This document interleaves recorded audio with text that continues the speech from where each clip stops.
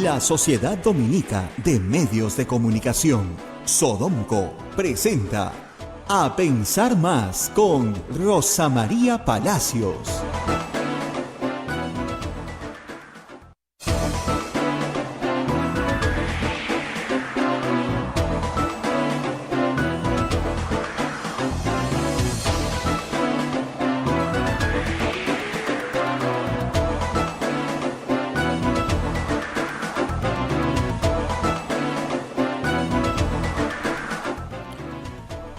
De la mañana y 2 minutos, señoras, señores, muy buenos días, bienvenidos a Pensar Más con Rosa María Palacios a través de las emisoras de la Sociedad Dominica de Medios de Comunicación, Sodonco. La Sociedad Dominica de Medios de Comunicación está integrada por Radio Santa Rosa en Lima, Radio Santo Domingo en Chimbote, Radio San Martín en Arequipa, Radio Cepagua Cayali, Radio Quillabamba La Convención.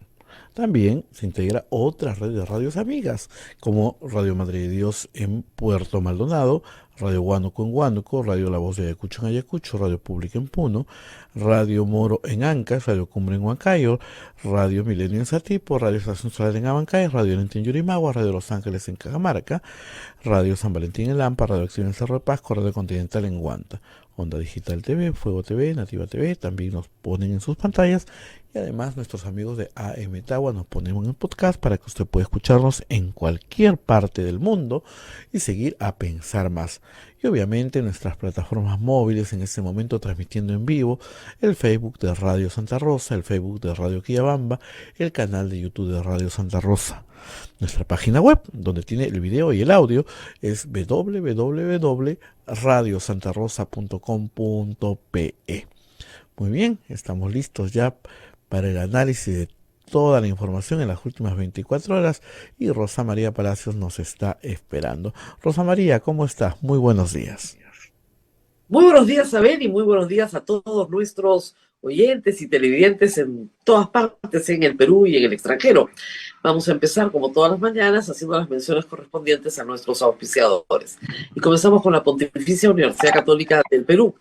La Maestría en Gerencia Social de la Pontificia Universidad Católica del Perú invita a profesionales de diferentes disciplinas a participar de su proceso de admisión. Informes en Facebook, @PUCMGS, o al teléfono 993-028-464. Hotel La Cuesta de Caima de la Asociación Santa Catalina del Sena de las Madres del Monasterio de Santa Catalina es la mejor opción para tu estadía en Arequipa. Informes en el Facebook e Instagram del Hotel La Cuesta de Caima, Arequipa. Policlínico Ángeles de la Salud ofrece servicios de calidad en salud a precios al alcance de todos. Contamos con un staff de médicos de alta calidad y modernas instalaciones con todas las normas de bioseguridad. Calle Antero Peralta 10, urbanización San José Humbacoyo, frente a la Iglesia del Sagrado Corazón de Jesús en Arequipa. Colegio Sagrado Corazón Sofiano, 75 años al servicio de la educación en Arequipa, formando integralmente a la niñez y juventud desde la pedagogía de luz y verdad. Colegio privado bilingüe Reina de los Ángeles, situado en La Molina, Lima, tiene como meta la educación en las virtudes cristianas para construir una sociedad más humana, más fraterna y más feliz. Colegio bilingüe La Asunción, perteneciente a la Congregación de las Hermanas Dominicas de la Inmaculada Concepción, ubicada en Trujillo La Libertad, brinda una educación a jóvenes y niños basada en las virtudes y en la espiritualidad dominica. Colegio Santa Anita brinda educación católica desde el diseño curricular Luz y Verdad. Es una gran opción a los papás que buscan para sus hijos una educación de calidad con valores. Colegio Santo Tomás de Aquino, de los Padres Dominicos, ofrece excelencia académica y formación cristiana para la vida. Abre el proceso de admisión para el año 2023 para primaria y secundaria. Informes a los teléfonos 987-118509 y 426-3390. Colegio Santo Tomás de Aquino, 131 años formando en valores cristianos. Palestra Editores, el sello de los buenos libros de derecho, es una editorial peruana dedicada a desarrollar importantes proyectos de investigación y edición jurídica con la colaboración de destacados estudiosos y profesionales del derecho. Este mes de noviembre, Palestra Editores celebra sus 26 años de reconocida trayectoria editorial con diversas actividades académicas. Visítenos en palestraeditores.com o en las redes sociales como Palestra Editores. Y también para terminar nuestra tanda publicitaria, Urbánica. Diseñamos y construimos viviendas que te conectan con la naturaleza y que generan bienestar para tu hogar. Si deseas conocer nuestros proyectos en Punta Hermosa y Miraflores, o si tienes algún inmueble donde quisieras construir, nos podemos asociar también. Escríbenos al WhatsApp más 51948242747 o más 51998999201. Muy bien, pero ustedes también nos pueden ayudar, por supuesto, siempre se los recordamos. Lo único que tienen que hacer es atrapar el QR que está aquí, no, acá está, en pantalla, y al capturarlo pueden hacer una donación a través de cualquiera de las billeteras electrónicas que hay vigentes en el Perú. Los puede yapear, plinear, lo que quiera, y también, por supuesto, a través de su tarjeta de crédito vía PayPal, un sistema muy seguro para colaborar con nosotros, esté en el Perú o esté en cualquier parte del mundo. Y agradecemos, por supuesto, a todos los peruanos en el extranjero que nos siguen, que son muchos, y que de vez en cuando se acuerdan de nosotros y nos mandan algo a través del PayPal. Muchas gracias por estar ahí. Muy bien, Abel, vamos con las noticias que anticipábamos ayer. Creo que no ha sido una sorpresa para mí, tal vez para algunos de ustedes. Y es curioso, me pasaron un programa de octubre del año pasado, que lo compartí también, donde explicaba exactamente lo que ha pasado ahora. Hasta yo me sorprendo de mí. Hace un año. Hace un año le decía al público que, en efecto, la modificación de la cuestión de confianza hecha por el Congreso es inconstitucional.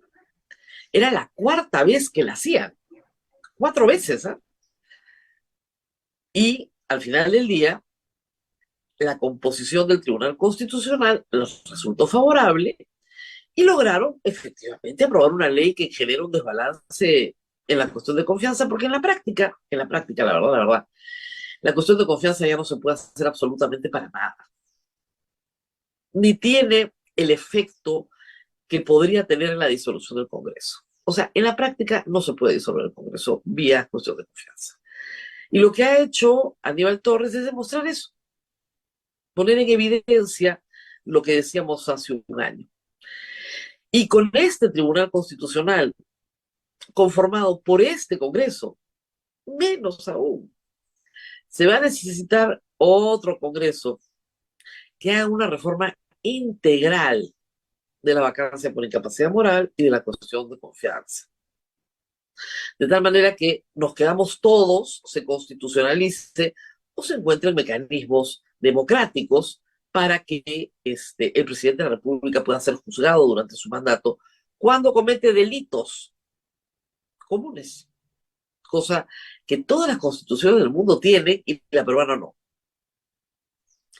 Pero así está la cosa. Entonces ayer el señor Williams envía una carta a nombre del Consejo Directivo, ojo, no es a su nombre, sino a nombre del Consejo Directivo, señalando que el pedido del señor presidente del Consejo de Ministros no es atendible. La palabra ha sido graciosa porque normalmente no es la palabra que se usa improcedente, infundado, no es atendible. Es como si te dijeran, ahora no, joven. No, hoy día no, ¿ya? El señor presidente del Consejo de Ministros ha salido a decir, pero si ni siquiera he planteado la cuestión de confianza, como que no es atendible.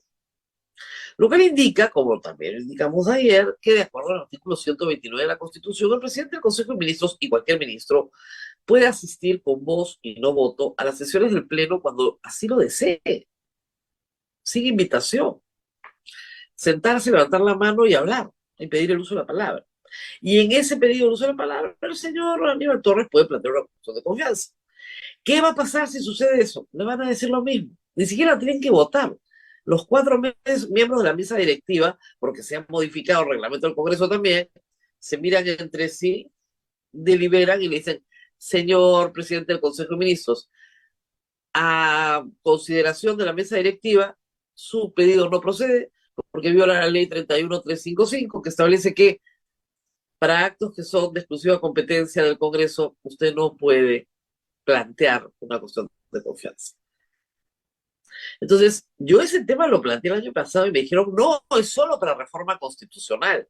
Y no es verdad, pues, porque si leen el texto, y algunos constitucionalistas no lo están leyendo completo, lean el texto, dice que no se puede hacer cuestión de confianza de ninguna competencia exclusiva del presidente del Congreso de la República. Y derogar una ley, aprobar una ley, censurar un ministro, es una competencia exclusiva del presidente del Congreso de la República. Con lo cual está atado de manos Aníbal Torres. No lo van a censurar. La única manera hoy de disolver el Congreso vía la cuestión de confianza es que el Congreso censure a dos gabinetes. Y hacerse censurar ya implica, pues, en algunos casos el delirio, ¿no? O sea, o cometer delitos, pero solo para hacerse censurar. No va a ocurrir. Ningún Congreso nunca más va a censurar un gabinete, nunca más en la historia del Perú, aunque hagan cosas gravísimas, porque ningún Congreso quiere disolverse. Lo puede hacer una vez, pero no va a desperdiciar, pues, esa oportunidad. Entonces no lo va a hacer. Entonces se vuelve una institución inoperante en la Constitución. Tanto la cuestión de confianza como la disolución del Congreso desaparecen porque jamás se van a poder usar. Nunca. Ya está. Ese fue el objetivo de Patricia Juárez hace un año. ¿Eh? Es la única cosa que hizo como presidenta de la Comisión de Constitución. Una reforma que es inconstitucional, pero contando con el visto bueno de los magistrados Ferrero, Sardón, Blume y Miranda. Y con eso ya tenían todo amarrado. Ya está. Cosa que no tuvieron las 3 veces anteriores. Porque recordemos, cuando en el 2017 el señor Mulder y el señor Larreta plantearon exactamente lo mismo, con matices, ¿no? Creo que menos ambicioso incluso, modificando por resolución legislativa, ni siquiera por ley, el reglamento del Congreso para meter ahí este contrabandazo. El Poder Ejecutivo planteó una acción de inconstitucionalidad y la ganó 7-0, porque era clarísimo, y es clarísimo, que es inconstitucional. En ese momento la política no se había metido todavía, ¿no es cierto?, a destruir la esencia de lo que es jurídico, ¿no es cierto? Entonces, Kuczynski plantea una acción de inconstitucionalidad y la gana, 7-0. Listo. Puedes hacer cuestión de confianza en lo que te dé la gana. Luego, cuando Vizcarra pide, ¿no es cierto?, la reforma para regresar a la bicameralidad y hace cuestión de confianza de la bicameralidad, Rosa Barta organiza un proyecto de ley en que, en la práctica, de nuevo, se tira la cuestión de confianza. Entonces todos votamos en contra de la bicameralidad, no por no estar a favor de la bicameralidad, sino porque era inaceptable, ¿no es cierto?, que con un truco generes un desbalance de poder. Luego, cuando Vizcarra disuelve el Congreso, Pedro Lachea plantea una acción competencial ante el Tribunal Constitucional. Y le dan la razón a Vizcarra los magistrados Ledesma, Espinosa, Ramos, que luego fallece, y Miranda, que luego cambia de idea. ¿Ok? Esa es la historia. La cuarta es esta. Y en la cuarta Miranda dice, no, no, sí es constitucional, ¿eh? Ningún problema. O sea, una ley que modifica los efectos de la Constitución es constitucional según estos 4 magistrados. Después me dicen que no hay política en el TC. Y lo dijimos hace un año, ¿eh? O sea, esto lo hemos comentado largo. Además se modificó el Código Procesal Constitucional para establecer una regla de 5 votos. Para las competenciales también. ¿Se acuerdan? Bueno. La modificó ¿por qué? Porque tenían 3 votos seguros, 4 tal vez, pero al demandar 5 ya está, listo, podían pasarla. El Congreso ha trabajado activamente para blindarse de una posible disolución. Y ese es el resultado. Están muertos de risa. No se les puede disolver. Legalmente no. Tendrían que censurar a Aníbal Torres, que merece la censura hace meses. Hace meses. Es primer ministro desde febrero. Le ha durado pero hace meses que merece la censura. No. Y bueno, le dijeron que no procede, así que puede ir y plantearla en el pleno, hacer todo el show, le van a decir, no, no procede, pues. Y vuelve ahí y le dice, no procede, no procede, no procede, no procede. Oiga, que la denegación fáctica no procede, porque solo el Congreso puede decidir si ha denegado o no la confianza. Con oficio remitido por escrito y expresamente al presidente de la República. Así dice la ley. Constitucional, según el señor Ferrero, Sardó, Miranda y Blumen. Y si eso se sometiera a este parlamento,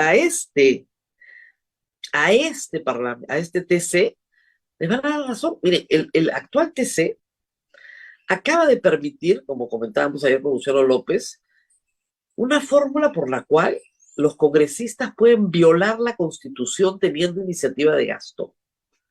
Con razón votaron por ellos, pues. Con razón la izquierda estuvo feliz, ¿se acuerdan? Dice, ¿qué hace Vladimir Cerrón votando por los candidatos ¿no? De la derecha? ¿Por qué? ¿Por qué han logrado los 80 y tantos, 87 votos que se necesitan para nombrar a un miembro del TC? Bueno, ¿a cambio de qué? Decíamos, ¿se acuerdan? ¿A cambio de qué? Pues les van a dar iniciativa de gasto, violando la Constitución. Es impresionante. Y ese es el TC que tenemos, porque eso es prevaricato, discúlpenme.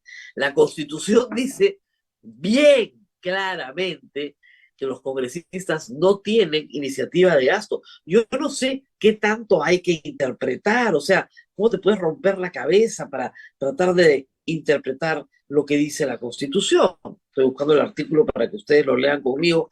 La Constitución dice claramente que los congresistas no tienen iniciativa de gasto. No tienen iniciativa de gasto. Bueno, no tienen iniciativa de gasto. Dicen, no tienen iniciativa. Nada más. No vamos a interpretar que sí tienen iniciativa de gasto. En algunos casos.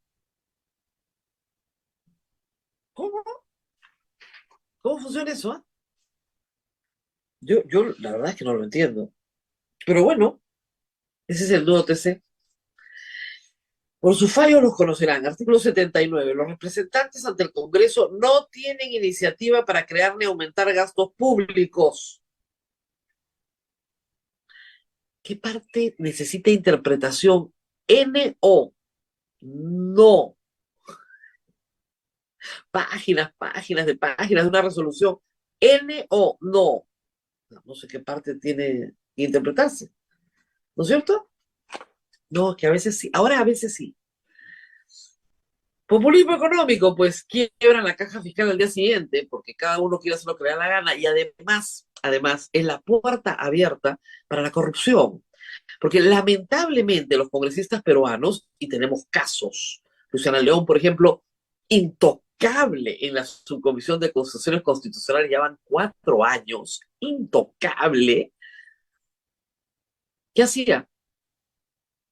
No tenía iniciativa de gasto, pero conseguía que pongan en el presupuesto público un proyecto para sus amigos de la Victoria, que a su vez le pagaban, ¿no? Por poner el proyecto de ley en la ley de presupuesto y conseguir los códigos, ¿no es cierto?, del MEF para que el MEF lo autorizara. Y le pagaban por eso. Eso es lo que ha, digamos, validado el Tribunal Constitucional. No la parte de la coima, claro, ¿no? Pero la iniciativa, como dice, la gestión, sí. Ay, Dios mío. Y años tratando de explicar a los congresistas que no se pueden reunir con ministros para gestionar proyectos, porque eso es tráfico de influencias. Sigue siendo tráfico de influencias en el Código Penal, ¿eh? Ojo. Es increíble. Lo que ha hecho el TC está muy mal. ¿Y hace cosas mal? Sí, pues, hace cosas mal. Pero está vigente lo que ha decidido el Tribunal Constitucional en materia de cuestión de confianza. Cuando elijamos a un nuevo Congreso, cuando eso ocurra, por favor, no se olviden de preguntarle a los congresistas qué piensan sobre esto y sobre la disolución del Congreso. Ayer, con el doctor Luciano López, llegamos a la conclusión a la que he llegado también hace muchos años. La única forma de tener un Congreso más o menos honorable es que se renueve cada 2 años y medio. Sorry, con reelección, ¿ah? Pero que hay una sanción por un pésimo trabajo que implica que te vas a tu casa. Cada 2 años y medio. No lo haces bien, te vas a tu casa. No lo haces bien, te vas a tu casa. Nos ahorramos la disolución del Congreso. Con reelección. Con reelección. Y los que quieran hacer carrera parlamentaria pueden reelegirse como en Estados Unidos por 40 años. No hay problema. Pero depende del voto popular. No que te quedas 5 años con carta libre para hacer lo que te da la gana. Y luego, bueno, pues ya me saqué la tica una vez. Ya, pues ya la hice, ¿no? Ya la hice. En fin, 8:22. ¿Qué más ha pasado ayer? Pues se anunciaba ya hace varios días una marcha para hoy, 10 de noviembre.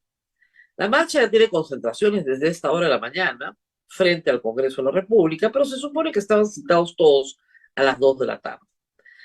¿Quién participa? Básicamente la CGTP, que es un gremio sindical importante, un sindicato de sindicatos, una central sindical, siempre ha sido una oposición ideológicamente de izquierda, la CGTP, pero democrática, muchas veces muy democrática. Me sorprende, pero en fin. Está la CGTP, los partidos de izquierda, algunos colectivos sociales, se supone que están trayendo ronderos de todo el país, se supone. Antauro Humala ha salido rápidamente anoche a decir que los etnocaceristas que viven en Lima, si quieren, pueden participar, están libres, ¿no? Pero que no es una marcha de él. Lógico, sabe que va a estar raleada, pues, y él anuncia una gran marcha de 500,000 de personas para marzo del próximo año. De repente le lía, no sé, pero ha querido lavarse las manos en esta como Poncio Pilatos y decir, no, estos no son míos, ¿eh? Estos serán de castigo, pero míos no son. Muy bien, entonces, la reacción del Congreso, francamente sorprendente, ¿eh? Suspenden el pleno.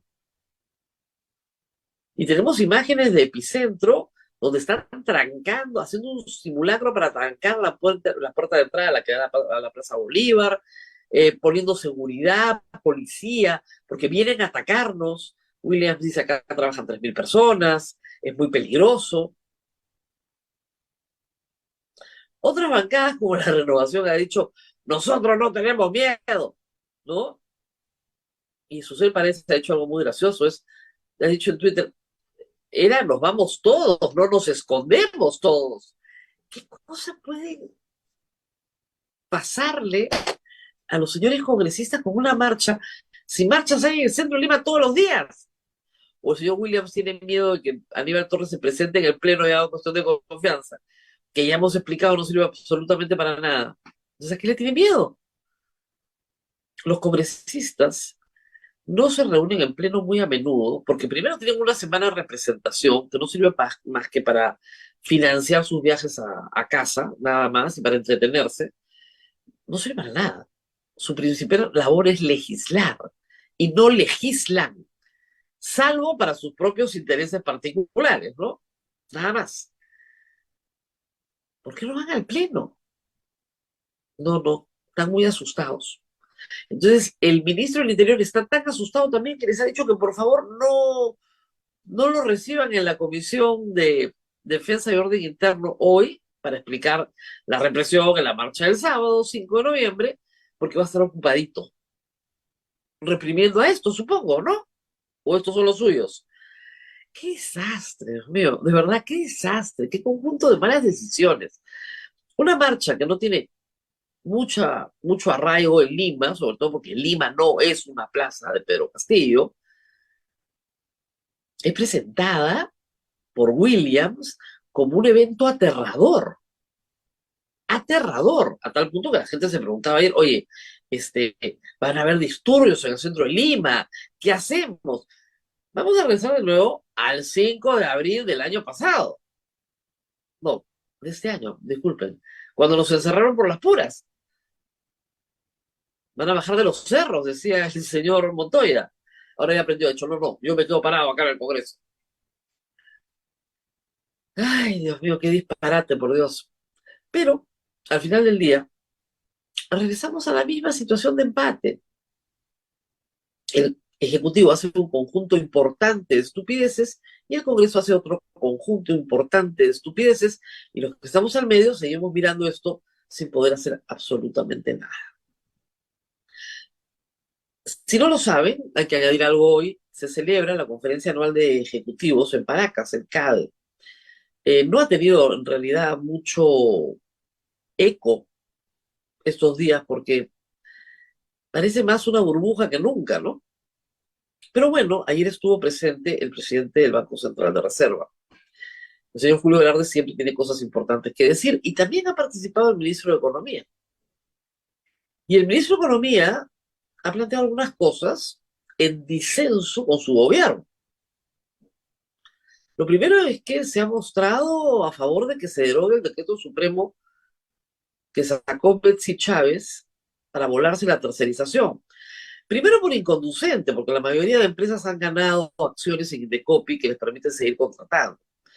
Y segundo, porque efectivamente las que no lo han hecho han despedido personal, que parece ser el objetivo de este gobierno, informalizar más al país, dejando a la gente sin empleo formal. Lo segundo que ha dicho es que se necesita urgentemente de inversión privada, cosa que en el gobierno parece no molestarles en absoluto, y que la inversión privada es el motor del desarrollo del Perú, y que no hay todavía inversiones importantes, y no las van a ver el próximo año tampoco en este estado de cosas. Julio Velarde ha dicho que este año vamos a crecer a 3% y el próximo año probablemente también. Eso es todo, amigos. Ni más ni menos. Eso es lo que hay. Claro, de hecho siempre pueden pasar cosas. La economía peruana es por su disciplina fiscal muy sólida, felizmente. Felizmente. Y va a aguantar, pero se va a enfriar por de nuevo la misma razón. No hay inversión privada. Y la inversión pública, ha dicho Julio Velarde, es de muy mala calidad. Que la gente no puede postergar su salud viendo cómo sus familiares se mueren. Dijo, es inaceptable en una democracia que los servicios que presta el Estado de educación y salud sean permanentemente postergados por los ciudadanos porque simplemente son de pésima calidad. De pésima calidad. Y lo dijo bien claro. Eso en una democracia es inaceptable. Y lo más grave aún es que el Perú sí tiene los recursos para prestar buenos servicios públicos. Ah, claro que los tiene. Es un problema de gestión, de pésima gestión. Y hablando de pésima gestión en salud y educación, claro, tenemos una ministra que es cuadro de choque de Vladimir Cerrón y tenemos en educación un ministro que plagió su tesis de doctorado. Léanla, es pésima. Y al ministro Rosando Serna le sacaron esta información, se hizo pública, hizo una pataleta, también insultó a Sol Carreño, por supuesto, y luego quería ver la tesis de Sol Carreño, imagínense, pues. Yo me río, la tesis de bachillerato de Sol Carreño le saca la mugre a la tesis doctoral de Rosando Serna, pues, para empezar. No sé ni lo que está hablando, pero en fin. ¿Y qué ha pasado? Hoy día en Encerrona levantaron un tema que es cierto. El presidente de la República está utilizando a su bancada magisterial y a los contactos que tiene, obviamente, dentro del Congreso, para sacar leyes que están destruyendo la educación peruana despacito. Lo que se ha hecho es nombrar sin concurso, o se va a pasar a nombrar sin concurso en la práctica, a 40.000 contratados CAS en educación. Y lo que ha pedido el presidente en la promulgación de la norma ayer es que esos contratados se incorporen no por el inicio de la carrera, ¿no es cierto?, donde les toca ir ascendiendo por méritos, sino que se incorporen por antigüedad en los lugares más altos del escalafón, sin ningún mérito. Recuerden ustedes otra cosa, además de tener un ministro plagiador en educación, la bancada del bloque magisterial está compuesta por maestros jalados en el examen de ascenso. Básicamente, hay uno que está jalado 7 veces. Entonces, ese es el estándar. Ese es el estándar. El estándar de maestro de Pedro Castillo es el estándar de maestro para todo el Perú. Ya se aterraron un poquito. Bueno, ese es el estándar. Y lo está consiguiendo a través de su FENATE, poco a poco, destrozando la poca calidad de la educación peruana que se había alcanzado en los últimos 20 años con el esfuerzo de millones de maestros. ¿Ah? No son millones, son cientos de miles de maestros. Con su esfuerzo para pasar sus exámenes, estudiando, pasando, haciendo sus capacitaciones, ya. Esos maestros en este momento están siendo postergados por los maestros de Pedro Castillo que no pasan un examen porque no se preparan, porque no se esfuerzan o porque no les da la gana de estudiar. ¿Postergando a quiénes? A los alumnos.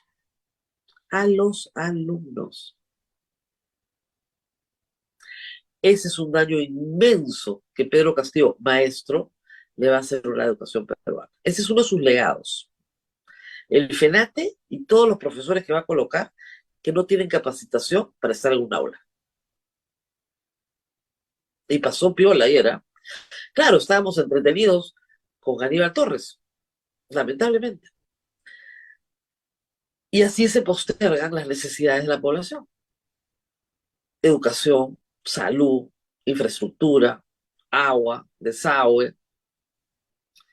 Una carretera en Huancavelica que generó la ira de Aníbal Torres, que sigue sin tener la buena pro. No la han licitado. Sigue, y fue una promesa de campaña de Pedro Castillo. Para no hablar de otros servicios públicos, ¿no? Anteanoche estuvo con Jaime Chincha, el director general de Migraciones, perdón, ahora se llama Superintendente de Migraciones. Qué vergüenza, por Dios, qué vergüenza. De verdad, en serio.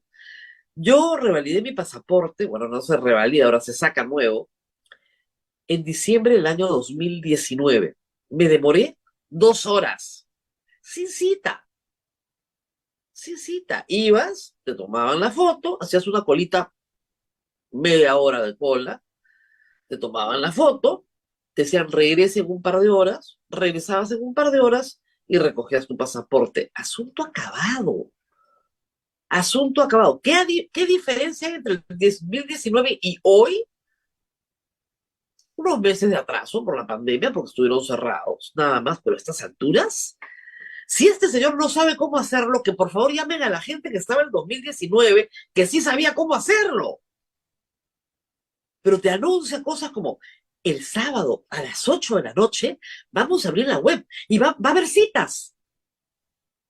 ¿A quién le importa que el sábado a las 8, al sábado, porque los días de semana la gente trabaja, entonces el sábado la gente puede participar, como si fuera un regalo? Un pasaporte es un derecho constitucional que el Estado no me puede quitar. Y ojalá nos organizáramos para meterle un amparo al señor superintendente, porque no tiene la más remota idea de cómo hacer para que los pasaportes funcionen. El otro día veía en el aeropuerto una cola y decía, ¿qué cola es esta? En el primer piso del aeropuerto, no, es que acá entregan los pasaportes. Dios mío. Y claro, se queja de que haya tramitadores, pero tiene que haber pues tramitadores. Hay tramitadores porque el señor es un incompetente.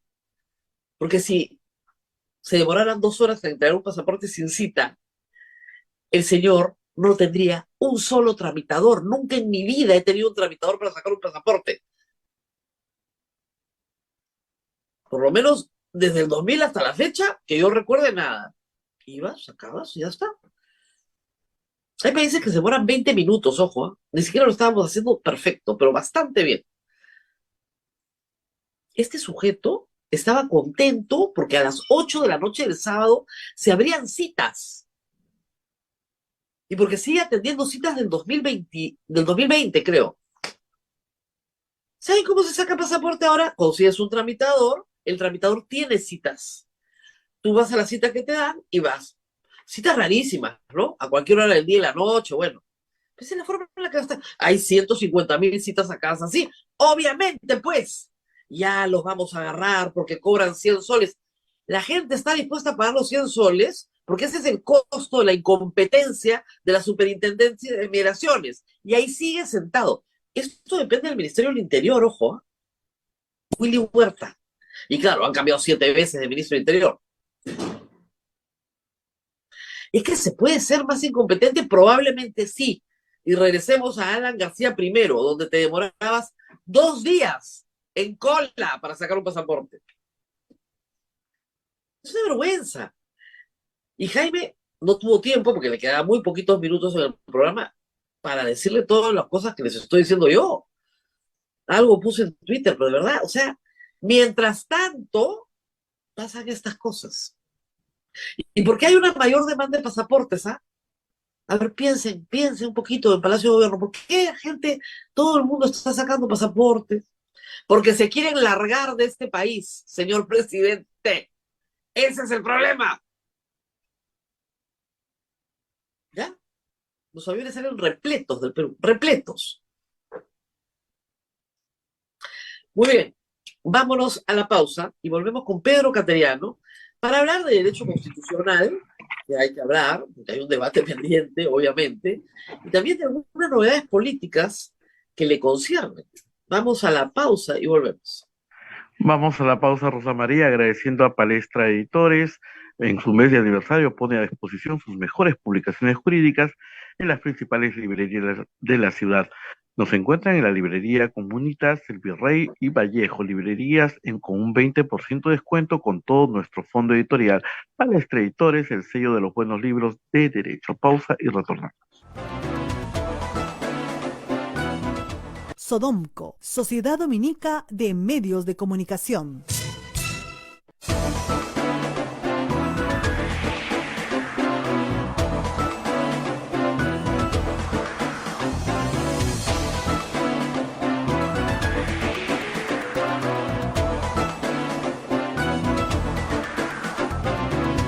Continuamos con A Pensar Más a través de las emisoras de la Sociedad Dominica de Medios de Comunicación. Rosa María Palacios ya se encuentra con el doctor Pedro Cateriano. Adelante, Rosa María. Así es, estamos con el doctor Pedro Cateriano, que además de ser político, es también abogado y profesor de Derecho Constitucional. Así que en todas estas habilidades lo hemos convocado esta mañana. Quería empezar por el tema de la cuestión de confianza. Buenos días, Rosa María. Muy buenos días. Tal vez para la población en general, este incidente, llamémoslo así, ha demostrado en la práctica que la cuestión de confianza para disolver el Congreso es hoy casi imposible de realizar. ¿Cuál es su lectura de este tema que ya lo hemos discutido en octubre del año pasado y en febrero, pero hay que traerlo sobre la mesa, sobre la institución de la cuestión de confianza? Yo creo que se ha desnaturalizado por completo la institución que nace en el sistema parlamentario, hay que decirlo, y que en la práctica la malinterpretación que se le ha dado en el Congreso prácticamente ha bloqueado su uso tal como se concibió, así como el voto de censura, que es de iniciativa parlamentaria, no tiene limitaciones para su ejercicio. En el sistema parlamentario puro, el ejercicio del voto de confianza tampoco tiene limitaciones. Entonces, al limitar el ejercicio de la institución o del procedimiento, se desnaturaliza por completo y además hay que decirlo muy claramente, el Congreso con su conducta política también está permitiendo un mal, digamos, un bloqueo constitucional que permite salir del conflicto entre los poderes del Estado. Porque no hay que olvidar también, Rosa María, que el derecho de disolución no es distintivo del sistema presidencial, sino del sistema parlamentario, en donde este derecho se ejecuta sin expresión de causa, sin prerequisitos. Es decir, no es parametrado como en el sistema mixto o semipresidencial peruano.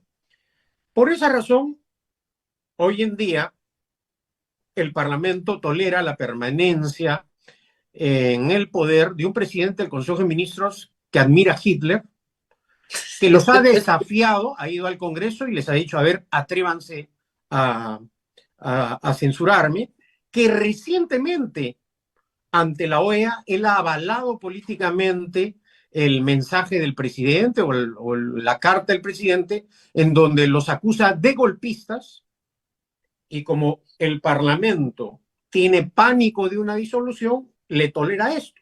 Esto en la práctica, ¿qué es? Una distorsión absoluta del ajedrez político y constitucional que establece la Constitución. Esa Claro, es porque la convierte, penosa... o sea, esta situación convierte al primer ministro en un intocable. Intocable. Puede hacer lo que quiera. Un intocable hasta el último año, ¿no? Porque Claro, el último año... ya hemos visto. ¿No? Pero esa es la realidad, Rosa María, ¿no? Y lo que prima acá, o lo que está primando, son los intereses personales y partidarios. Y estamos en una situación tan preocupante que el Congreso, ante una amenaza o anuncio de que se van a bloquear sus actividades, comunica el cierre de sus actividades. Eso es muy grave. En cualquier sistema democrático del mundo, el Congreso no cierra sus actividades ni en época de guerra. Ahora, hay Gran un truco en Bretaña... esto. Hay un truco en esto y quiero regresar, doctor, porque creo que nadie lo ha notado, al artículo 117 de la Constitución. Claro, que señala que si se impide la reunión, puede ser acusado. Entonces... Ese es lo que yo creo que está haciendo Williams. Es bueno, decir, el presidente convoca a esta marcha de apoyo. El Congreso tiene información que dice que van a haber infiltrados que van a atacar el Congreso. Por lo tanto, no puede celebrar su sesión. Por lo tanto, el presidente es responsable de impedir el funcionamiento del Congreso. Artículo 117, por lo tanto, el presidente puede ser acusado. Exactamente. El artículo 117 señala que por impedir la reunión y funcionamiento. Esos son los dos términos que emplea. Si el presidente de la República el día de ayer fervorosamente apoyaba a estos sediciosos en su acción política de ir a impedir la reunión y funcionamiento del Congreso, en este caso es pasible de ser acusado constitucionalmente de acuerdo al artículo 117? Bueno, el propio presidente de la República está abriendo la vía política y constitucional para que lo acusen. En este caso, con un argumento que es razonable, porque hay pruebas, evidencias de la participación absolutamente sediciosa. Y abro un paréntesis, Rosa María. Curiosamente, Antauro Humala, que por calles y plazas ha venido amenazando con disolver el Congreso, cuando estos sediciosos lo han invitado a esta acción política, ha dicho, no, yo acá no participo. Entonces, ya me fui preso por sedición una vez, no voy dos veces, pues no. Claro, entonces, el silencio presidencial el día de ayer ante esta perorata claramente golpista constituye o no un aval político a esta turba que anunció el día de hoy que no se iba a reunir el Congreso. Entonces, ciertamente el presidente está metiéndose en un aprieto político constitucional más, porque avalar discursos que amenazan el orden democrático constitucional es claramente golpista. Entonces, voy a leer el 117 porque seguramente hay mucha gente que me va a decir, ¿qué dice el 117? Por favor, léelo. El presidente de la República solo puede ser acusado durante su periodo por traición a la patria, por impedir las elecciones presidenciales, parlamentarias, regionales o municipales, por disolver el Congreso, salvo los casos previstos en el artículo 134 de la Constitución, y por impedir su reunión o funcionamiento, o los del Jurado Nacional de Elecciones u otros organismos del sistema electoral. El Congreso puede decir, estamos impedidos de funcionar o reunirnos. Y además, Rosa María, ya suspendieron la sesión de pleno. Claro, se ha sorprendido ante la amenaza sediciosa y ante el apoyo político del presidente el día de ayer en Palacio de Gobierno a estos golpistas. Esa es la realidad, esos son los hechos. Ahora, creo que nadie se había dado cuenta de esto ayer y creo que recién en esta conversación se van a comenzar a dar cuenta, espero que estén viendo el programa. Bueno, y acá no ha habido ninguna coordinación previa, Rosa María, en absoluto. Bueno, y esto se llama el trabajo creativo de dos abogados que se dan cuenta que estos hechos pueden significar otra cosa, señores. Exactamente. Muy bien. Bueno, y además este artículo hay que concordarlo con el artículo 118, inciso 4, que establece que es obligación constitucional del presidente velar por el orden público. ¿Qué significa esto? Que el presidente de la República tiene la obligación de mantener el orden público. Esa es su obligación, es decir, darle las garantías al Congreso de la República, al Parlamento, para que se reúna y funcione de acuerdo a lo que establece la Constitución. Si el presidente viola este artículo constitucional, no solamente está cometiendo una infracción más a la Constitución, que ya no es novedad, sino que precisamente concordado con el artículo 117 en la parte referida a que el presidente sí puede ser acusado constitucionalmente durante su mandato por disolverlo al margen de lo establecido por la Constitución o por impedir su reunión y funcionamiento, en este caso sí habrían argumentos desde el punto de vista jurídico y político para acusar constitucionalmente al presidente de la República. Y hay que decir que a mayor abundamiento de hechos, el ministro del Interior ha pedido que no se le reciba hoy en el Congreso, porque no hay garantías para hacerlo. Bueno, en realidad esto ya linda con lo patético, Rosa María, ¿no? Él es el ministro del Interior, él tiene que garantizarlo. Bueno, por eso digo que esto ya linda con lo patético. Ya no sumemos esta denuncia que ha hecho internacionalmente el presidente Castillo, señalando que hay un golpe de Estado en marcha. Un golpe de Estado en marcha muy curioso, porque en el interregno él pide permisos con urgencia para irse al exterior. Sí, no, varios. Además, pues, ha pedido ya para Tailandia, bueno, lo retiró porque coincidía prácticamente con la fecha de llegada, y luego está pidiendo para México y Chile, que es al día siguiente de que se vayan los señores de la misión. O sea, está muy ocupado en sus viajes tratando de salir de Perú. Y además, Rosa María... Mientras le dan un golpe de Estado, lo cual es bastante extraño, ¿no? Y además, días antes de la visita de la misión de la OEA.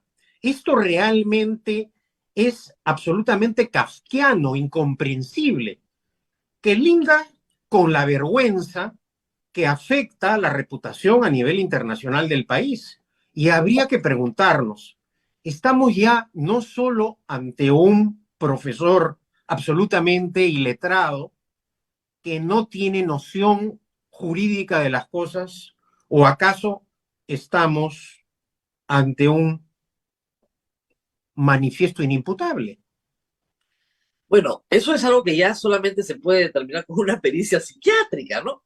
Porque si es un manifiesto inimputable, ahí sí es un incapaz moral permanente. Pero a ver, Rosa María, ¿cómo interpretar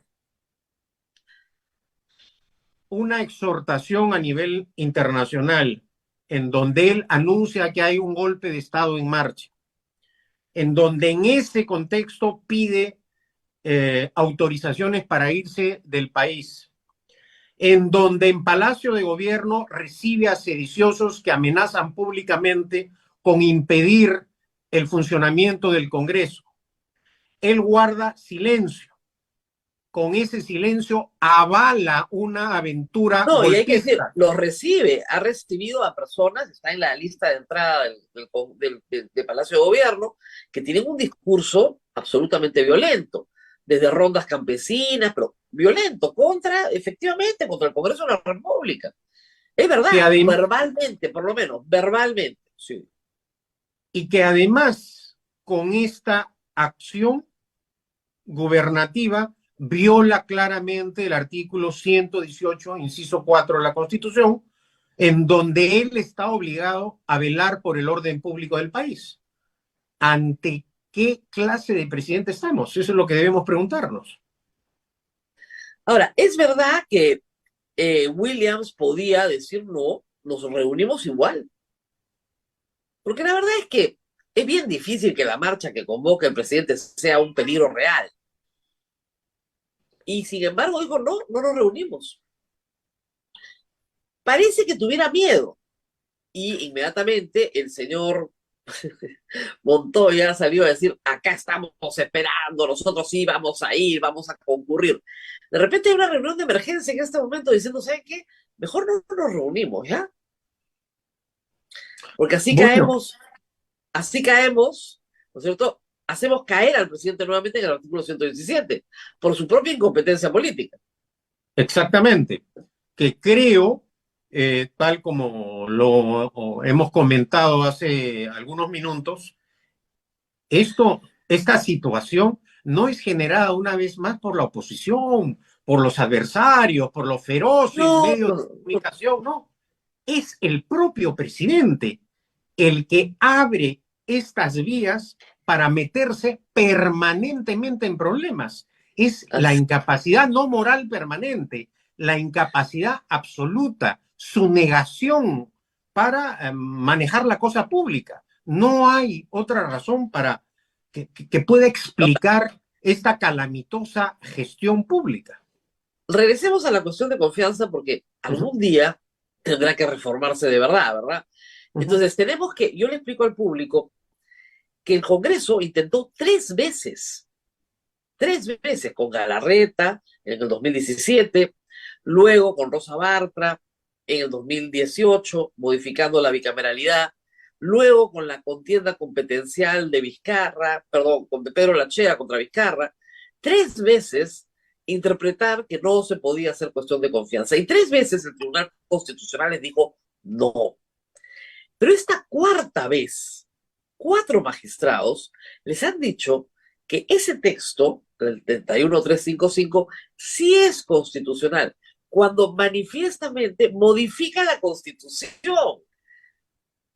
Claro, ahora, el tema... Hay que cumplirlo, por cierto, pero la verdad es que eso merece una reforma. Ciertamente que merece una reforma, pero acá tampoco es que el Tribunal Constitucional haya hecho un análisis exhaustivo del manejo del uso de la cuestión de confianza. Lo que ha ocurrido es que no ha habido un pronunciamiento en el fondo de la materia, sino que por razones de forma, la ley mantiene su vigencia y por lo tanto su constitucionalidad. ¿Por qué razón?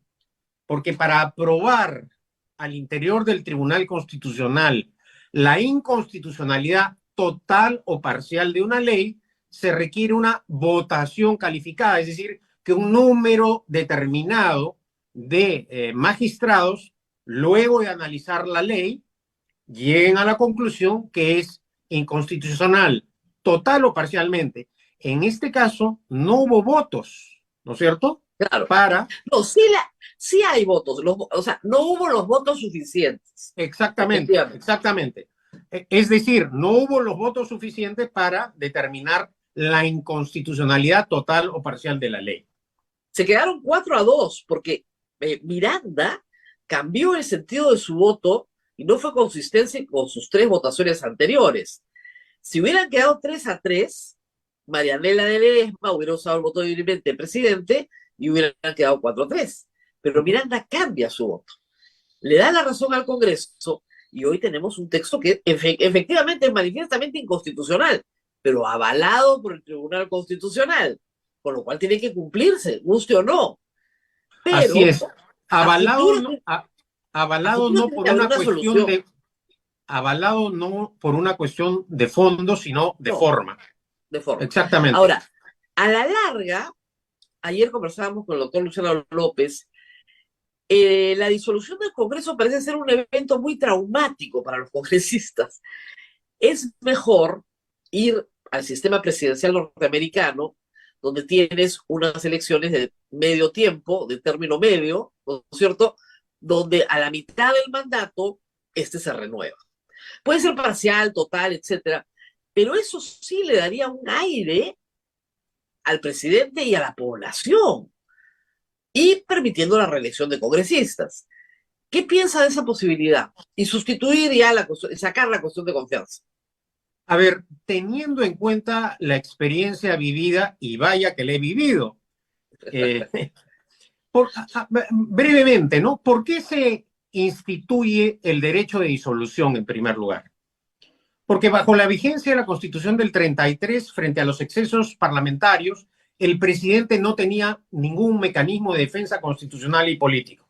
Y en los Así es. casos de los gobiernos de Bustamante y Rivero y el primer gobierno de Launde, ambos acabaron en golpes de Estado que permitieron las dictaduras de Velasco Alvarado y Morales Bermúdez. Precisamente teniendo en cuenta esta experiencia histórica, el constituyente del 78 aprueba que en nuestro sistema bicameral existente en ese momento se pudiera disolver la Cámara de Diputados si ésta censuraba o negaba confianza a 3 consejos de ministros. El Senado no podía ser disuelto porque no tenía estas potestades de control político que sí las poseía la Cámara de Diputados. Claro. Entonces, ¿qué ocurre? El año 80 es reelegido Belaunde con una votación abrumadora, con la alianza con el PPC, tiene el control del Parlamento y por lo tanto no hubo necesidad en ese contexto siquiera de pensar el tema del derecho de disolución. El año 85 que gana García obtiene la victoria abrumadoramente en ambas cámaras y tampoco en ningún momento, ni en el peor momento de caos, de ineptitud, de saqueo, de avance del terrorismo, nada, a nadie se le pasó la disolución del Congreso. Ni vacarlo a él, que la norma de vacancia también existía. Existía en las anteriores constituciones la vacancia por incapacidad moral permanente. Bueno, en el caso de Fujimori, él gana la elección a Vargas Llosa, pero sin mayoría parlamentaria. Y es en ese contexto en el cual en un momento determinado, ante lo que Fujimori interpretaba la obstrucción del Parlamento, se pensó que iba a disolver la Cámara de Diputados. Pero ojo, a pesar de que tenía esa atribución constitucional, Fujimori no hizo uso de esa facultad presidencial y dio un golpe de Estado con las nefastas consecuencias que conocemos. Luego, como salida a la ruptura del orden constitucional, se convoca al Congreso Constituyente Democrático, el llamado CCD, que incorpora el artículo que está vigente en la Constitución. Caído Fujimori, el gobierno de transición de Paniagua no tuvo, digamos, una oposición parlamentaria, por el contrario, se le dieron todas las facilidades para organizar las elecciones generales. Toledo tuvo un gobierno inestable y un final agónico. Pero en ese contexto no tenía la fuerza política y acaso tampoco el poder de decisión para intentar una disolución. Porque seguramente una disolución hubiese dado más fuerza parlamentaria a los opositores que al gobierno. Cuando se elige a García, ¿qué ocurre? García cohabita políticamente con el APRA. Llega al extremo de concederle la Orden El Sol en el grado de Gran Cruz a numerosos parlamentarios fujimoristas.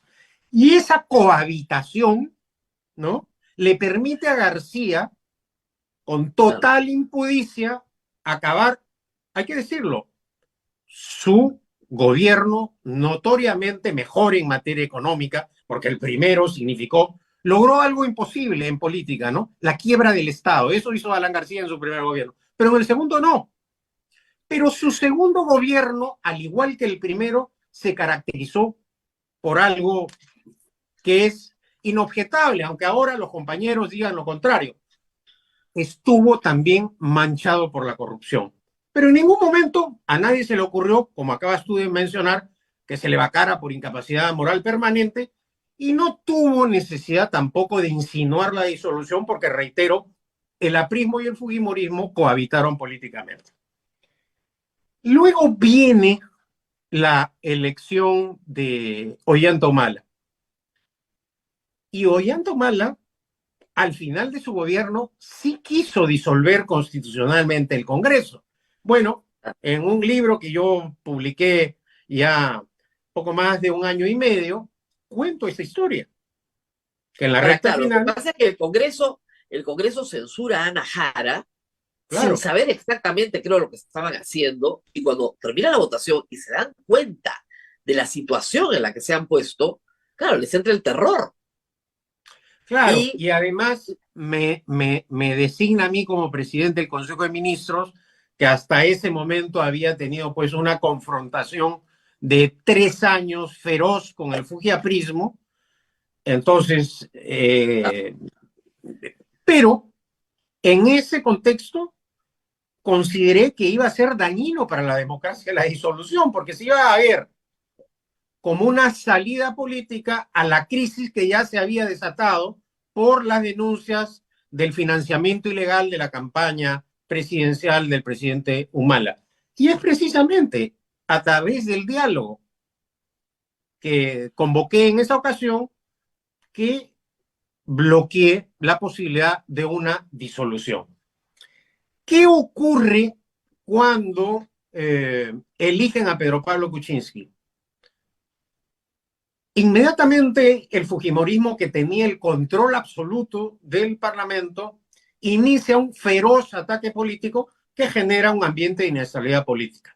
La primera señal fue ir contra Jaime Saavedra. Y tú fuiste una de las primeras que advirtió públicamente, y yo también se lo advertí privadamente y públicamente al presidente Kuczynski, que sus días empezaban a ser contados.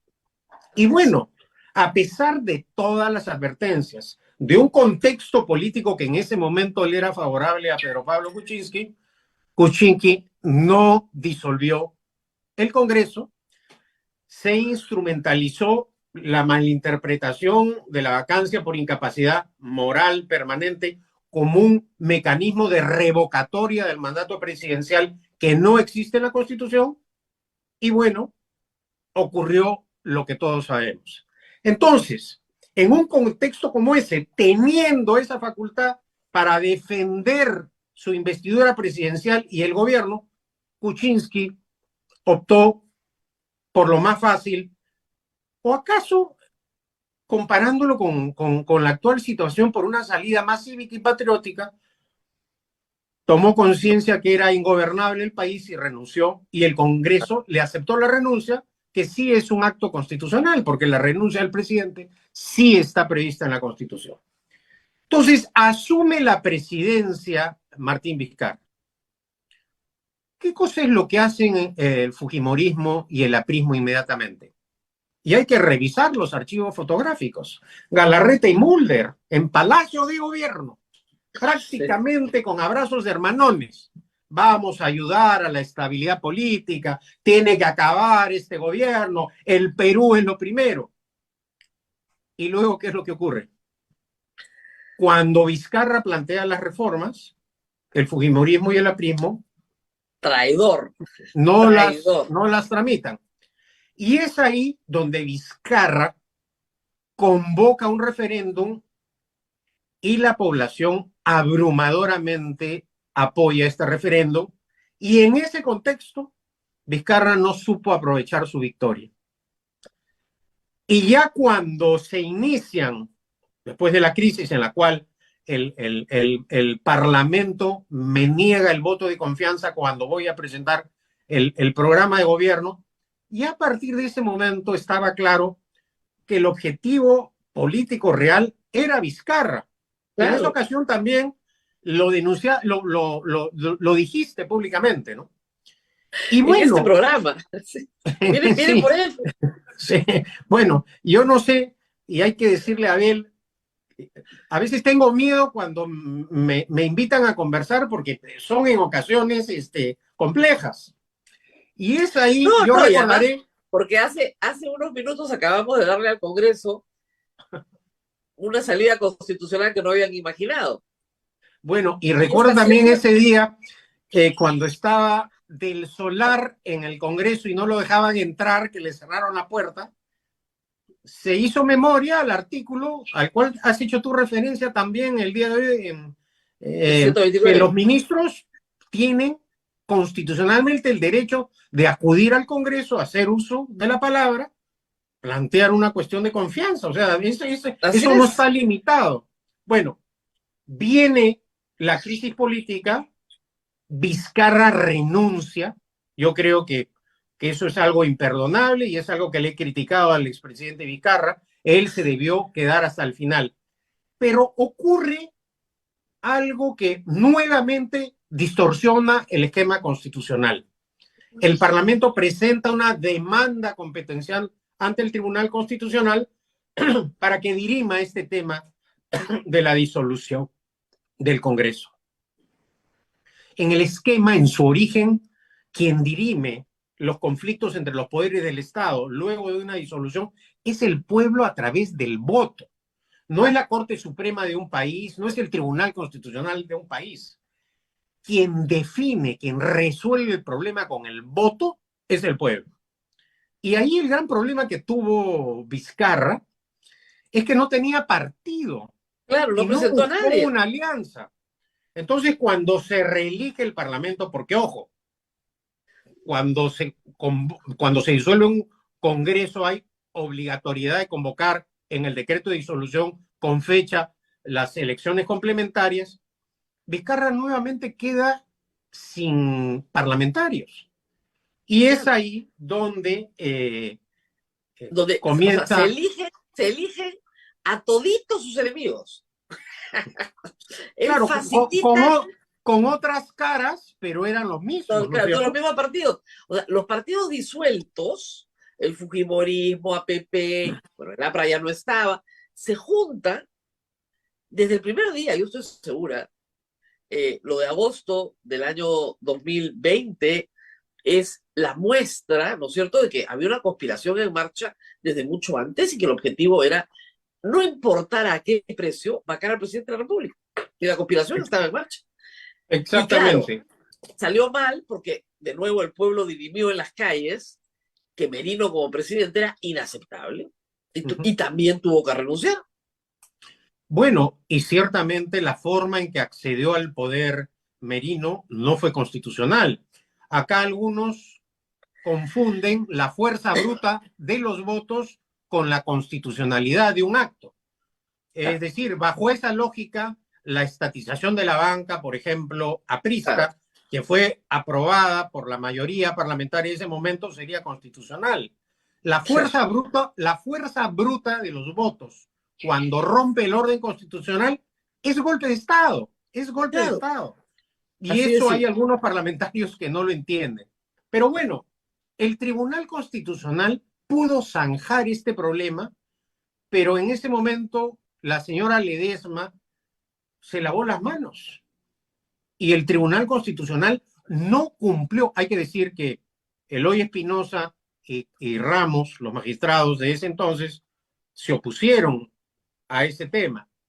Y hoy continuamos en esta situación no solo por la malinterpretación del Congreso, por conductas golpistas, por apetitos personales, por venganzas políticas y por pánico. Hay que decirlo también que una de las razones para cargarse a Kuczynski fue porque en ese momento en que había explotado el caso Odebrecht, el fujiaprismo quería un monigote en el poder, esa es la pura verdad, eso no se dice, pero en un Porque momento porque intentaron, tenían ¿no? su propio rabo en paja, y eso lo sabe todo el mundo.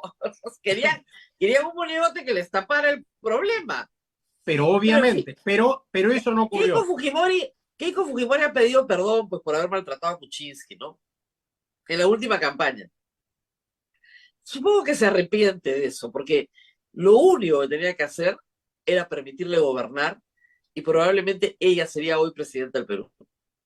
Sí, pues, Pero fue su gran aunque error. aunque es bien difícil prevenir las cosas en el país, pero creo que esa era una posibilidad, es decir, esa mayoría parlamentaria que tuvo, y además, Pudo haber transformado el país para sí, bien y sí. no utilizó ese poder. Eso es inaceptable. Todo lo Bueno, que le dieron y despreciarlo de esa manera es terrible. Pero bueno, tenemos también noticias políticas. Yo tenía que preguntarle, termino con esta sí, parte. Y bueno, ahora nos encontramos ante un presidente del Consejo de Ministros que amenaza al Parlamento, que les dice golpistas y no pasa que, nada que, que por el activa la temor a Carta la disolución, Democrática, ¿no? hace, todo, hace un show internacional, todo, ¿no? Es muy, muy bien. Y Y bueno, hoy el presidente incurre en una conducta en la cual no se puede reunir el Parlamento. Artículo bueno, 117 de la Constitución. y entonces otra vez estamos en este disparadero. Razón por la cual creo, sobre todo viendo lo que acaba de ocurrir en la Argentina o hace pocos días en los Estados Unidos, la salida a esto podría ser la de establecer en la Constitución la renovación parcial del Parlamento, ya sea por mitades o por tercios, ¿no? Y Claro. restituir un sistema bicameral. Seguimos apreciando que el Parlamento unicameral no ha sido una experiencia positiva para la política nacional, ¿no? Para la democracia. Bueno, ahora, noticias políticas. Me he enterado, nos ha puesto algo en Facebook también, que está en marcha un nuevo partido político y que es uno de sus promotores. A ver, cuéntenos un poco esta historia. Sí, efectivamente, Rosa María, hace más de un año, bajo el liderazgo de Rafael Belaúnde Llosa, iniciamos un emprendimiento político de intentar la inscripción y organización de un nuevo partido.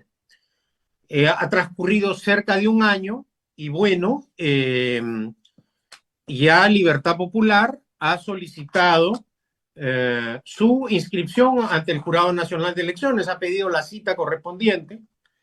Hemos presentado cerca de 33,000 afiliados y 76 comités en 25 regiones del Perú con sus correspondientes directivas. Entonces, desde este punto de vista, hemos cumplido con lo que exige la ley. También vamos a presentar los estatutos, el ideario del partido. Y bueno, esta es una parte, digamos, grata de la política, ver que hay una reacción ciudadana, cívica, y también apreciar que hay gente con deseos de cambiar el país. Creo que Rafael Belaúnde Llosa, no solo por el hecho de ser nieto del expresidente Belaúnde, tiene esta vocación política, sino que en la práctica ha demostrado que cuando uno pone tesón, esfuerzo y tiene una clara vocación de servicio, puede lograr las cosas. De otra manera, no me explico que un momento tan difícil para el país se haya podido concretar esto que parecía en un comienzo un sueño casi imposible. Así que ahora... 33.000 afiliados en un año, porque son recientes, ¿no? Es importante. Ahora, esto tiene que pasar todavía, ya se presentó toda esta información al jurado, hay ahora una labor de auditoría, supongo, ¿no? Que demora unos meses. Lo que se ha pedido es al jurado que nos dé la fecha para ya presentar toda la documentación y sustento que permitan la inscripción de Libertad Popular. Este es un Perfecto. proceso en el cual, además hay que decirlo, hay que cumplir una serie de engorrosos trámites burocráticos, legalización de libros, de comités, hay que digitalizar las fichas de todos los miembros del partido, porque, ojo, acá, a diferencia del pasado, no son firmas de Claro. adherentes para apoyar la inscripción de una candidatura o inscripción, no. Acá estamos hablando de una afiliación, se tiene que llenar una ficha, etcétera. Y bueno, tenemos la esperanza de que Libertad Popular, cumpliendo los requisitos de ley, entre a la acción política ya de una manera activa. ¿Y quién sería el candidato presidencial? Bueno, eso lo tendrá que definir el partido. Y yo calculo, y voy a apoyar esta iniciativa, que el primer presidente del partido, porque creo la presidencia se la ha ganado Rafael Belaúnde Llosa, pero ya una vez que el partido entra a la acción, tiene que buscar, creo además, Rosa María, lo más beneficioso para el país. Si hay la oportunidad de sumar esfuerzos, de tener diálogos con otras agrupaciones que más o menos tengan denominadores en común con el partido, lo importante es poner adelante los intereses del país. Y creo que ese es también uno de los objetivos de Libertad Popular. No solo defender la libertad, la economía social de mercado, un Estado eficiente que invierta en educación, en salud, en vivienda, en agua potable, que abandone estas locuras de aventuras estatistas que generan pérdidas. Entonces, desde ese punto de vista queremos también participar de una manera amplia en el debate político y en la agenda nacional. Muy bien, va a estar interesante. Entonces, esperemos que el jurado les dé ya la fecha para presentar toda la documentación y de ahí que se realicen pues todas las auditorías que se tienen que realizar. El proceso es un poquito, como dice, largo, pero supongo que para el verano ya tendrán todo escrito.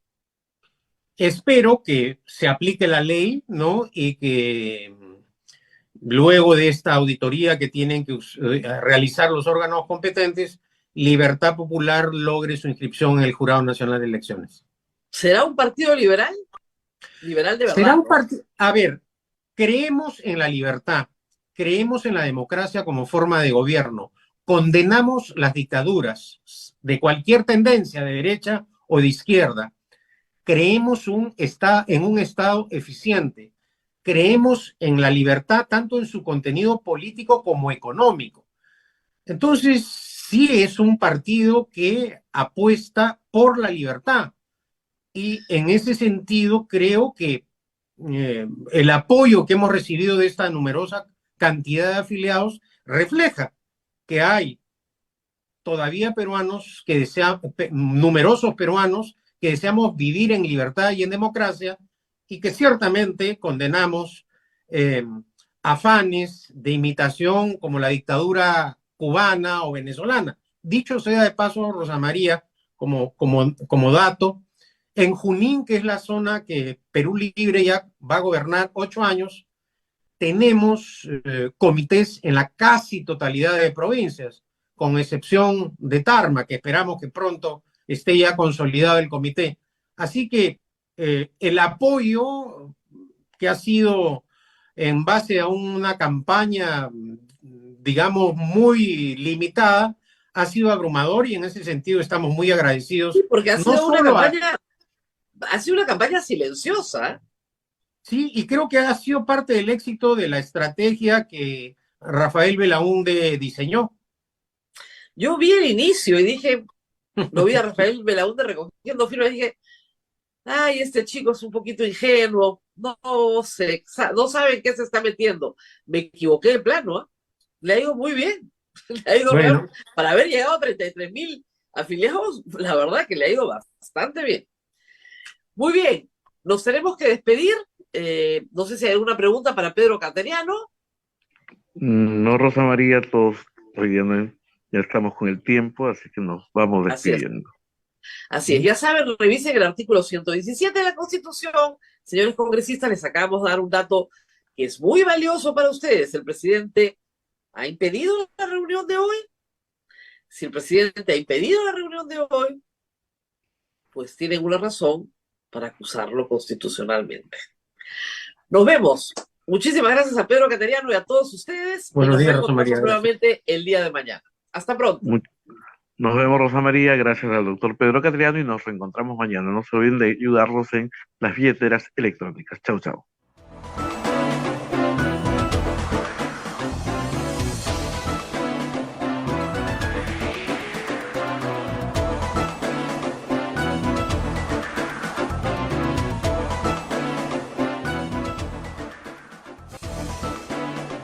Hasta aquí, A Pensar Más con Rosa María Palacios. Este programa fue producido por la Sociedad Dominica de Medios de Comunicación, Sodomco.